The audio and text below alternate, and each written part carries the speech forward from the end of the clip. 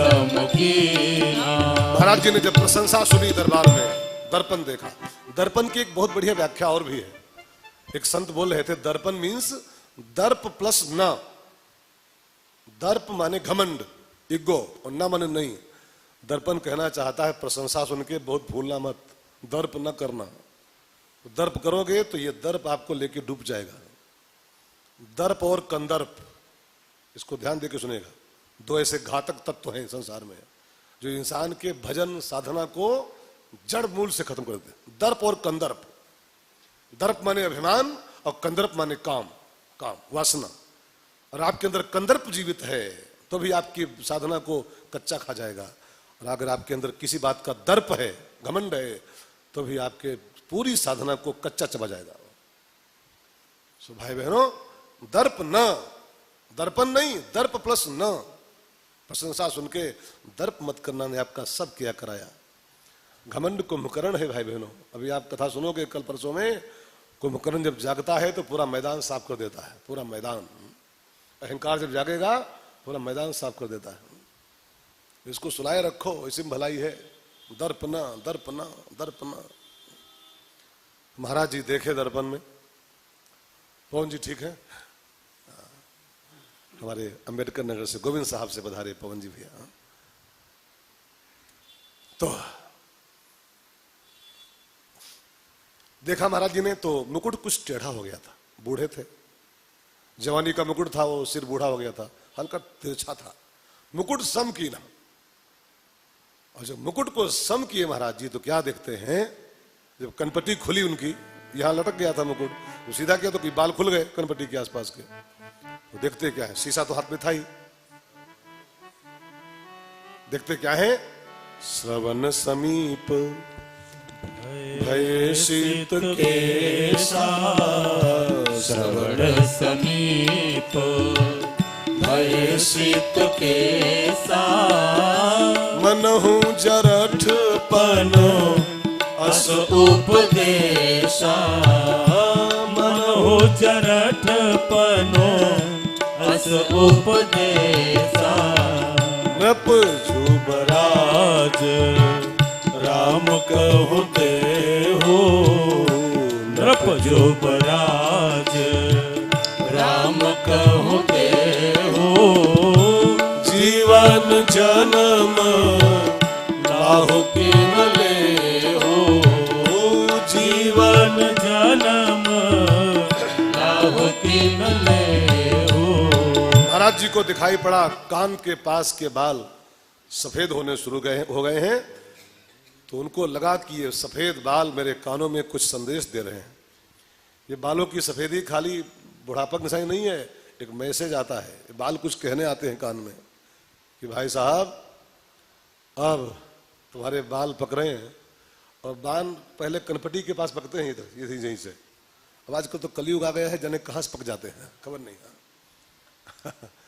कलयुग में पता नहीं कहाँ से। पहले आप देखो, आज के 25-50 साल पहले बाल पहले यही पकते थे, ये वाले देखो पवन जी के ही पक रहे हैं। यही वाले पहले,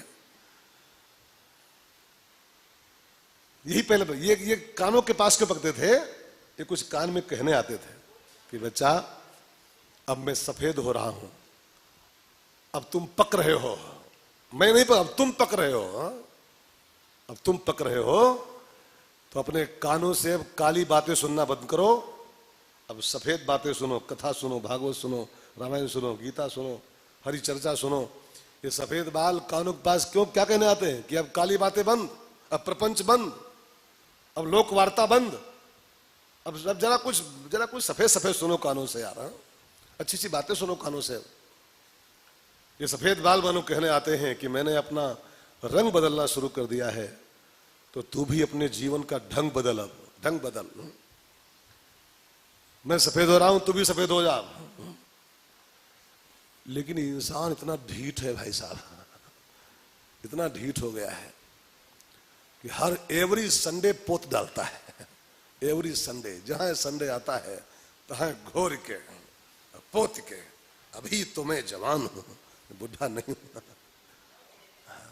गलत बात, गलत। ये सफेद बाल सफेदी का पैगाम लेके आते हैं। ये सफेदी का पैगाम है कि अब काले काम बंद, अब सफेद जीवन जियो, सफेद हो जाओ, अब सफेद सफेद जीवन बनाओ, अपना सात्विक जीवन जियो। लेकिन बाल काले करके अभी हम ये बात सिद्ध करना चाहते हैं, नहीं, अभी हम कुछ दिन काले काम और करना चाहते हैं। अभी सफेद काम मुझे नहीं करना है, अभी काले कारनामे को और करना है। अच्छा, परमात्मा सफेद कर रहा है तो आप कब तक ऊपर डुप्लीकेट बढ़ोगे यार? तो बढ़ोगे, हर संडे पोतना पड़ रहा है, भगवान जैसा रखे वैसे, जाहि विधि राखे राम ताहि विधि रही है। ये खाली गाने वाली चीज है, कहे इसको समझो। भगवान सफेद कर रहा सफेद रखो, भगवान काले रखे काले रखो। अब भगवान सफेद कर रहा है तो तुम आप क्यों पोत रहे हो उसको? क्यों पोत रहे हो? क्या दिखाना चाहते हो समाज को? मैं एक ट्रेन में सफर कर रहा था, एक बुढ़िया 74 साल की बैठी बगल में, ऐसे नाखून कर रही है। मैंने कहा बुढ़िया माई क्या कर रही है? कहा बाबा रामदेव ने कहा था कि नाखून रगड़ो तो बाल काले हो जाते हैं। हमने कहा गौना कर रही होगा बूढ़ा, 74 साल की बुढ़िया बाल काले करना चाहती है, नाखून रगड़ रही बैठी।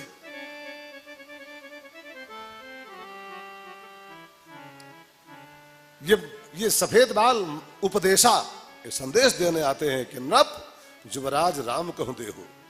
अब गद्दी राम को सौंप दो, माला उठा लो, अब जीवन जन्म लाहु किन लेहु, मौत आने के पहले अब लाभ ले लो जीवन का, जिंदगी का अर्थ समझ लो। ये सब तकते उगते नहीं, ये सब वो आती नोटिस है परमात्मा की। आंखों से दिखाई पड़ना कम पड़ जाए, ये नोटिस है कि अब तैयारी करो, पैकअप। कानों सुनाई कम पढ़ना कम पड़ जाए, ये पैकअप है, ये भगवान का नोटिस है कि तैयारी करो, टाइम पूरा हो रहा है। दांत गिरने शुरू हो जाए, ये नोटिस है। बाल पकड़ने जो नोटिस आता है परमात्मा का कि अब तैयारी करो, अब थोड़ा टाइम पूरा हो रहा है। इंसान नोटिस फाड़, दांत गिरेंगे तो चाप लगवाएगा, पापड़ खाना है, हाँ? और कान बहरे होंगे तो मशीन लगवाएगा कि बेटा बहू क्या बतियाते हैं उसको सुनना है हमको भी, हाँ? अरे कान बहरे हैं तो प्रपंच सुनना तुझको अब है। अब कान बहरे हैं तो भगवान ने कृपा किया तेरे ऊपर है कि अब प्रपंच सुनना बंद कर, राम राम कर खाली बैठ करके। लेकिन लगवाएगा मशीन 14,000 रुपए की, क्या भाई हमको सुनना है प्रपंच कुछ दिन और। आंखों की ज्योति कम पड़ जाए, इसका मतलब क्या है कि अब संसार को देखना बंद करो, अब गोविंद को निहारो अंदर की आंखों से। गोविंद को निहारने के लिए भगवान आंखों की लाइट कम करते हैं, लेकिन चश्मा लगाया अखबार पढ़ना है कि कहां पर क्या हो रहा है, क्या करोगे जान के उसके बारे में। जो हो रहा है उसको रोक पाओगे आप क्या? जो होना होगा वही होगा, होई है सोई जो राम रच राखा। अब आंखें कम पड़ जाए, आंखें लाइट कम पड़ जाए, माने अब भीतर की आंखों से गोविंद को निहारना शुरू कर दो।